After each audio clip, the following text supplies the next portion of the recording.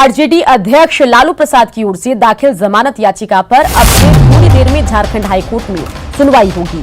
High court में Chaibasa treasury से जुड़े मामले में जमानत याचिका पर दाखिल की गई है। इस याचिका में लालू प्रसाद की ओर से आधी सजा काट लेने का हवाला दिया गया। आपको बता दें कि सीबीआई कोर्ट ने चाईबासा केस में लालू प्रसाद को 5 साल की सजा दी थी।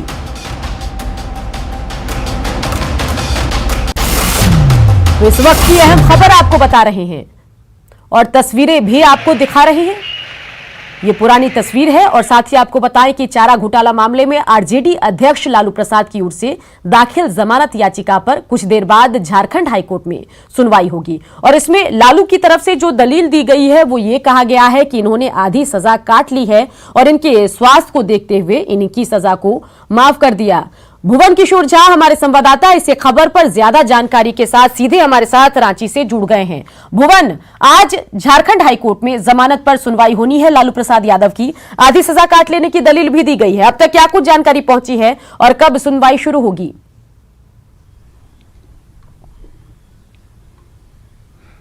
बिल्कुल सुकन्या, अब से कुछ देर में यहाँ पे सुनवाई शुरू होगी और जो झारखंड हाईकोर्ट में ये लिस्ट पर रखा गया है और लालू प्रसाद की ओर से जो जमानत याचिका दाखिल की गई है उसमें सबसे अहम बात यह है कि उन्होंने चाईबासा कोषागार से जुड़े हुए मामले में ये हवाला दिया गया है कि उन्होंने आधी सज़ा काट ली है, यानी कि जो 7 वर्ष की सज़ा जो सीबीआई की जो विशेष अदालत के द्वारा दी गई थी तो उस मामले में उन्होंने 3.5 वर्षों की जो सज़ा है वो उन्होंने काट लिया है। उसके अलावा बीमारी का भी हवाला दिया गया है। तो इस तरह से आप देखें तो लालू प्रसाद के ऊपर में जो चार्जेस थे, जो सज़ा निचली अदालत के द्वारा दी गई थी, तो उस मामले में वो लगातार हाई कोर्ट और सुप्रीम कोर्ट में गुहार लगा रहे हैं और इस मामले में जो चाईबासा जो कोषागार से जुड़ा हुआ जो मामला है उसमें 2018 में आप देखेंगे कि सीबीआई की जो विशेष अदालत है करीब 24 मार्च 2018 को ये सज़ा सुनाई थी और इसमें ये कहा गया था कि लालू प्रसाद को 7 वर्षों की सज़ा दी जाती है।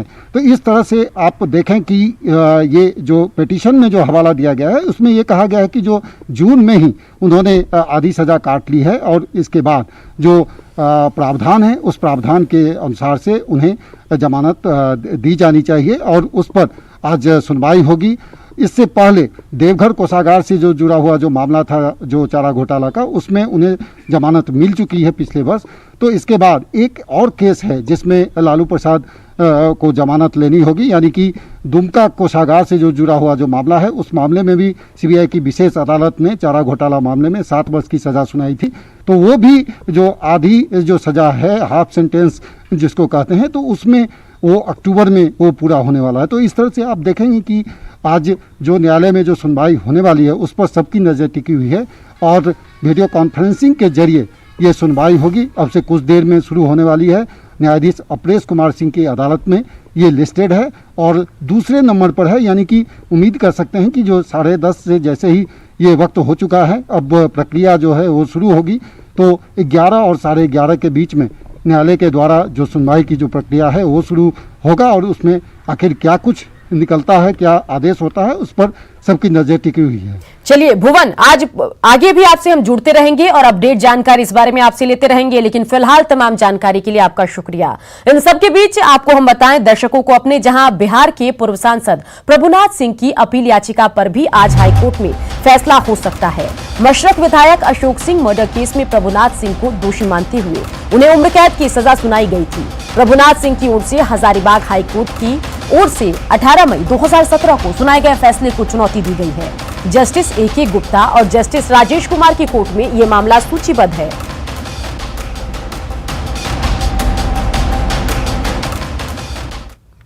बिहार के पूर्व स्वास्थ्य मंत्री और लालू प्रसाद के बड़े बेटे तेज प्रताप यादव रांची के एक होटल में ठहरे हैं, लेकिन ये यात्रा विवादों में अब घिरती दिख रही है। नगरसियों ने कोविड-19 के उल्लंघन के आधार पर होटल के मालिक और मैनेजर पर चुटिया थाने में प्राथमिकी दर्ज की है। इसे संक्रमण काल में सरकार की ओर से जारी दिशा निर्देशों का स्पष्ट उल्लंघन माना गया है। पूरे मामले की जानकारी दे रहे हैं ओम प्रकाश, हमारे संवाददाता।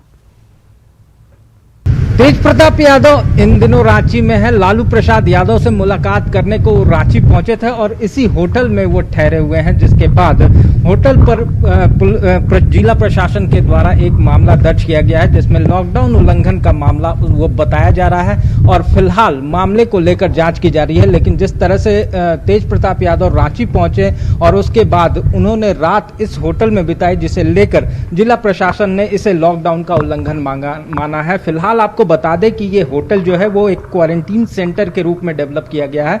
यहाँ पर कई डॉक्टर्स जो कोविड-19 वॉरियर्स के रूप में काम कर रहे हैं वो इस वक्त यहाँ मौजूद हैं और यहाँ पर वो अपना यहीं पर वो रह रहे हैं। तो फिलहाल तेज प्रताप यादव को भी इसी होटल में रखा गया था। उनके जो सुरक्षा कर्मी हैं वो भी नीचे इस वक्त मौजूद हैं।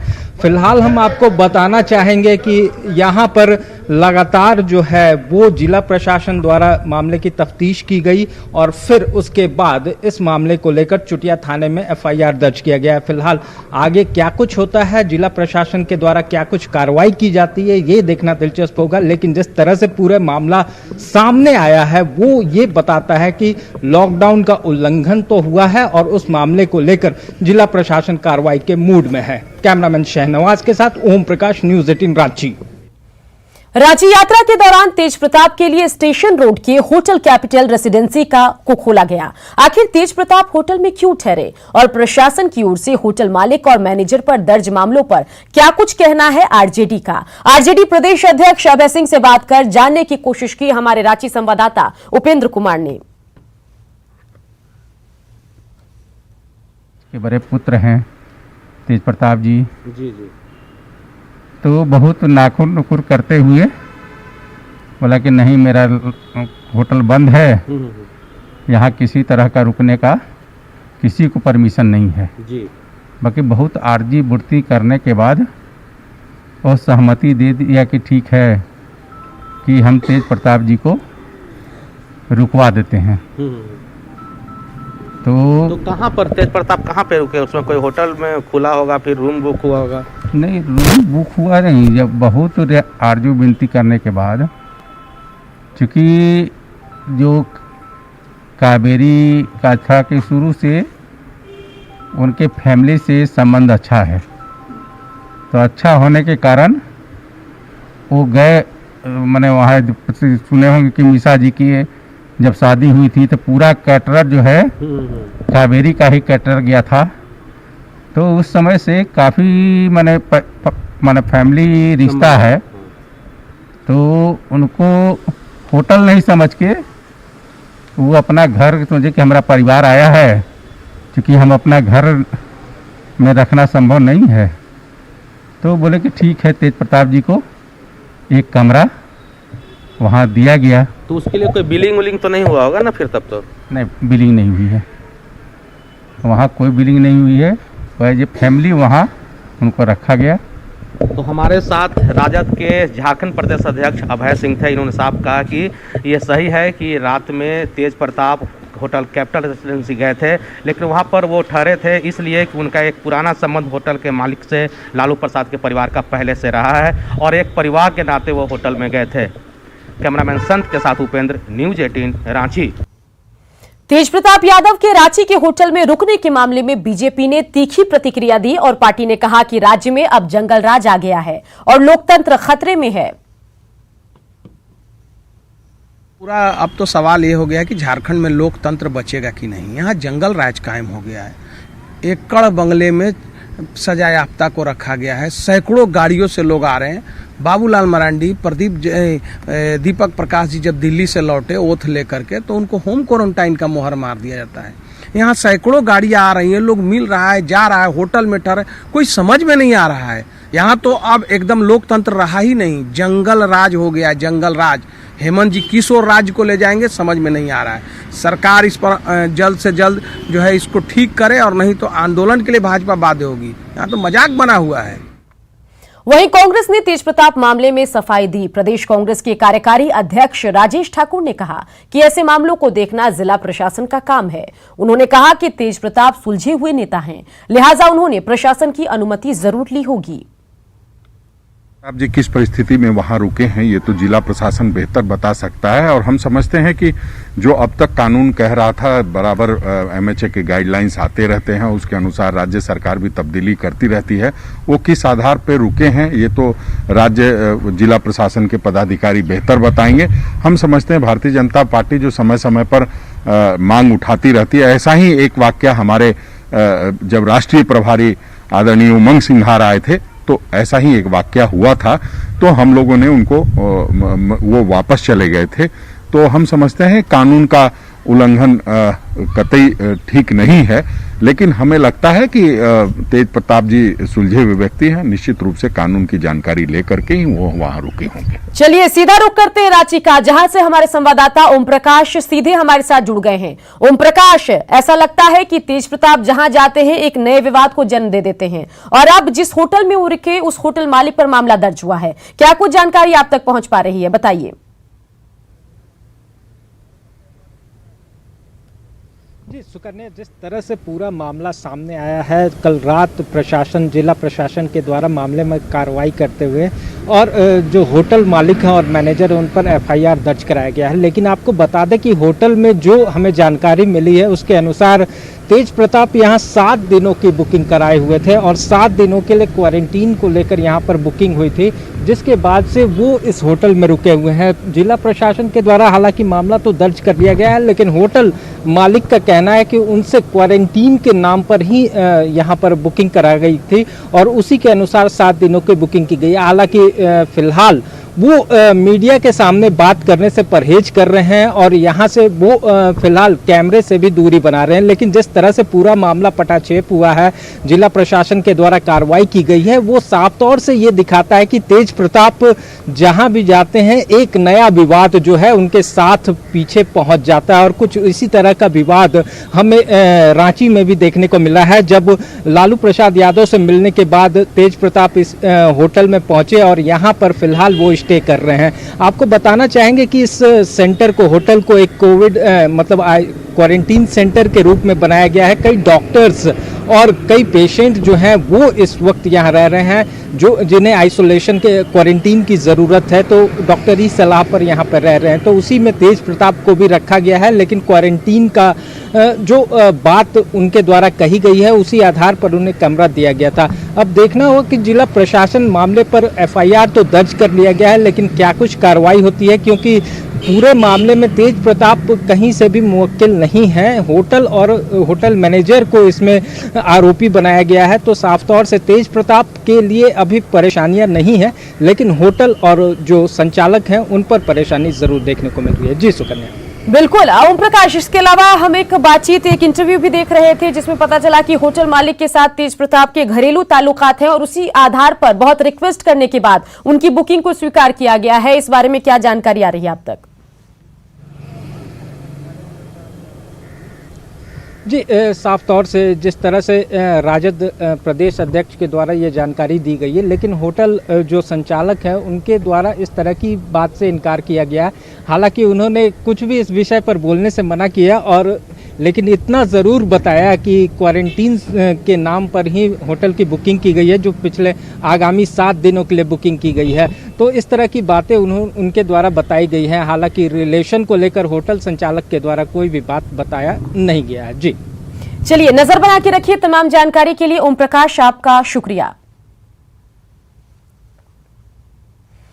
तो तस्वीरें आपको दिखा रहे हैं, दिखा दें कि यही वो होटल है, इसी इलाके में ये होटल है जहां पर रुके हैं तेज प्रताप यादव। यहां पिता लालू प्रसाद से मिलने पहुंचे थे, लेकिन बता दें कि रांची में किसी भी होटल के खुलने पर पाबंदी है। ऐसे में बड़ा सवाल कि इस जाने माने होटल में आखिर तेज प्रताप की बुकिंग क्यों एक्सेप्ट की गई।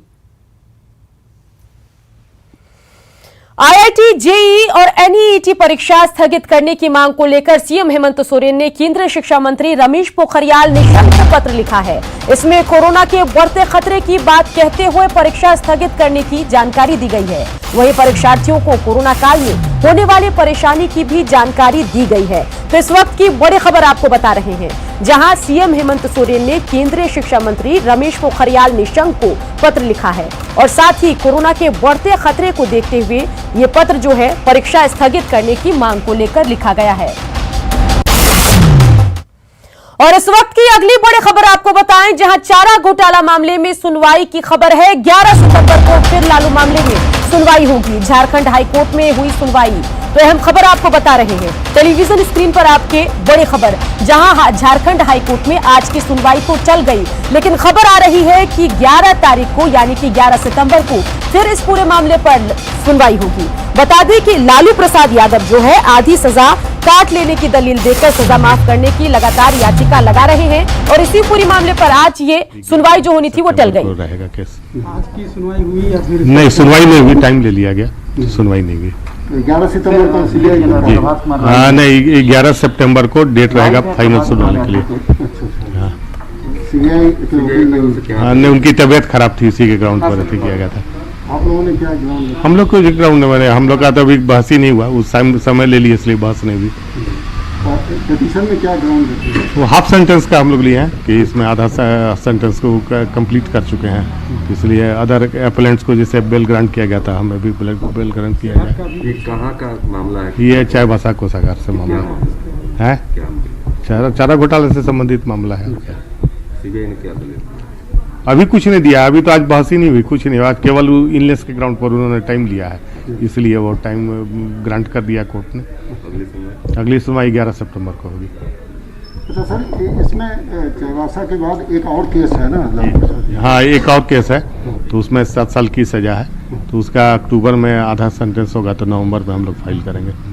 सर तमाम लोगों की जो है नजर थी हाईकोर्ट पर, आप पर आज क्या कुछ हुआ एग्जैक्ट होगा, फिर से मैसेज दे दीजिए हमारे तमाम दर्शकों।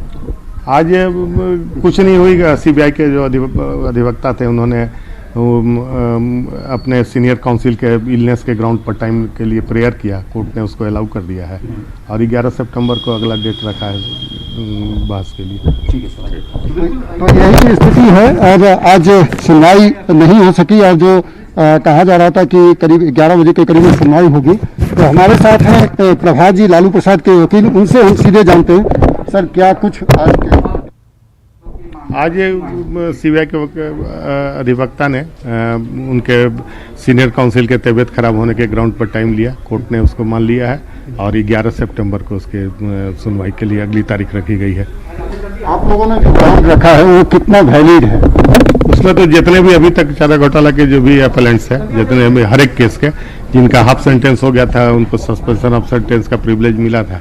हमारा भी इस केस में हाफ सेंटेंस हो गया है, तो इसलिए हमने भी उसी ग्राउंड पर दिया है। प्रीवियसली एक केस में इस ग्राउंड पर हमें बेल भी मिल चुकी है। देवघर का आप जिक्र कर? हाँ, देवघर वाले में उसमें बेल हो चुकी है, इसमें भी हाफ हो गया, तो इसलिए हम लोग क्लेम किए हैं। को से भी जुड़ा हुआ? हाँ, एक मामला है, उसमें 7 साल की सजा है, तो उसके अभी 3.5 साल नहीं हुआ है। अक्टूबर में 3.5 साल पूरा जाएगा, तो नवंबर में हम लोग उस पर फाइल करेंगे। क्या नवंबर में फिर आप लोग? हाँ, नेचुरली जब हाफ सेंटेंस हो जाएगा उसके बाद ही फाइल करेंगे। तो ये जिस तरह से लालू प्रसाद के वकील प्रभात कुमार जी बता रहे थे सुकन्या की आज सुनवाई नहीं हो पाई, लेकिन 11 सितंबर को फिर डेट रखा गया है, और कारण ये बताया गया है कि जो सीबीआई के जो वकील जो हैं वो बीमार हैं, उसके कारण से कोर्ट से ये अपील की गई कि डेट अगली दी जाए, तो 11 सितंबर को रखी गई है। और इस मामले में अब देखना होगा कि 11 सितंबर को जो सुनवाई होगी तो उसमें क्या कुछ चलिए, तमाम जानकारी के लिए आपका शुक्रिया, और इसी के साथ बुलेटिन में इतना ही, लेकिन बने रहिए, आगे दिखाएंगे गांव शहर 100 खबर।